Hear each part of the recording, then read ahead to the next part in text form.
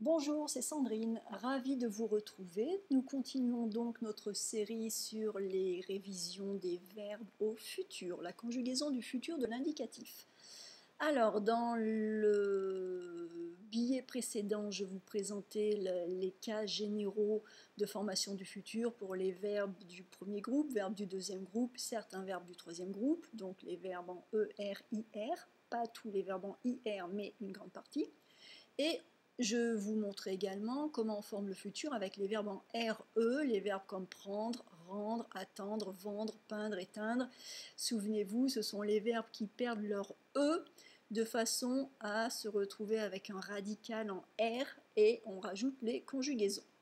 Donc dans cet article, je vous propose de regarder quelques cas particuliers au futur et comme je le dis, il y en a, mais il n'y en a pas beaucoup par rapport à tout ce que vous avez appris au présent.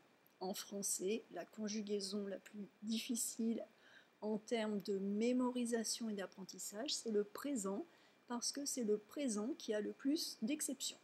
Donc maintenant, le futur, c'est assez facile par rapport à tout ce qu'il y avait à apprendre au présent. Au moins, les terminaisons restent les mêmes.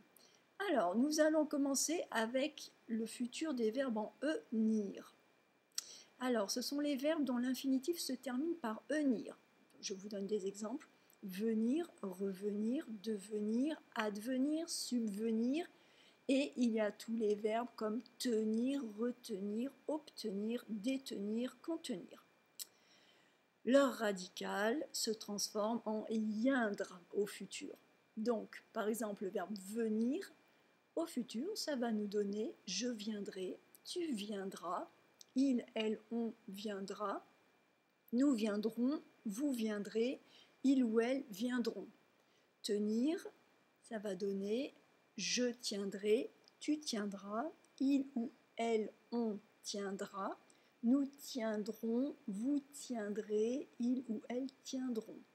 Donc là, ça demande un petit peu plus d'exercice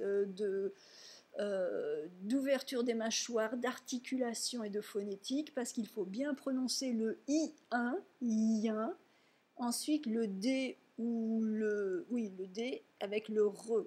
Ça va vraiment faire yindre.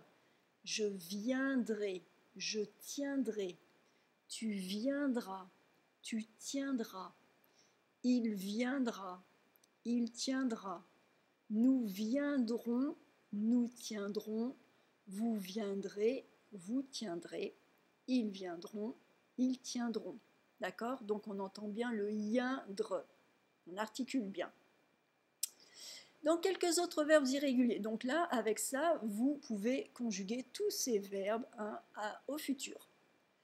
D'autres verbes irréguliers, eh bien oui, on en a quelques-uns. On a le verbe vouloir qui au futur a un radical en oudre, voudre. Donc je voudrais, tu voudras, il, elle, on voudra, nous voudrons, vous voudrez, il ou elle voudront. Le verbe devoir, au futur, je devrai, tu devras, il, elle, on devra, nous devrons, vous devrez, il ou elle devront. Voilà.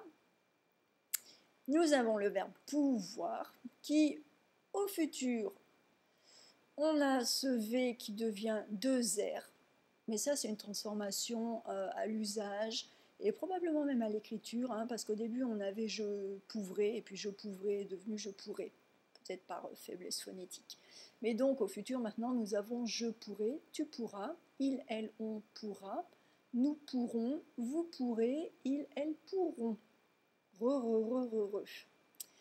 Nous avons le verbe savoir, je saurai, tu sauras, il, elle, on saura, nous saurons, vous saurez, il, elle sauront.